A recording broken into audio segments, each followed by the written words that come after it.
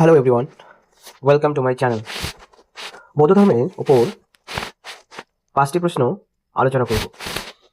বুদ্ধের সবার বিখ্যাত চিকিৎসক কে ছিলেন? তিনি ছিলেন জীবক। রাজবৈদ্য জীবক বুদ্ধের এবং মগধের রাজা বিম্বিসারের ব্যক্তিগত চিকিৎসক ছিলেন। বুদ্ধের মহাপরিনির্বাণের সময় ভারতের বিখ্যাত রাজকন্যা কে বৌদ্ধ ধর্ম গ্রহণ করেন? আম্রপালি। বৈশালীর বিখ্যাত নগরবধূ আম্রপালি বুদ্ধের কাছে দীক্ষা নিয়ে তার আম্রকানন দান করেন। সাঁচি স্তূপ ভারতের কোন রাজ্যে অবস্থিত? মধ্যপ্রদেশে। অশোক কর্তৃক নির্মিত বিখ্যাত সাঁচি স্তূপ বর্তমান মধ্যপ্রদেশের রায়সেন জেলায় অবস্থিত। গৌতম বুদ্ধের সমসাময়িক মহাবীর কোন ধর্মের প্রবর্তক ছিলেন? জৈন ধর্মের।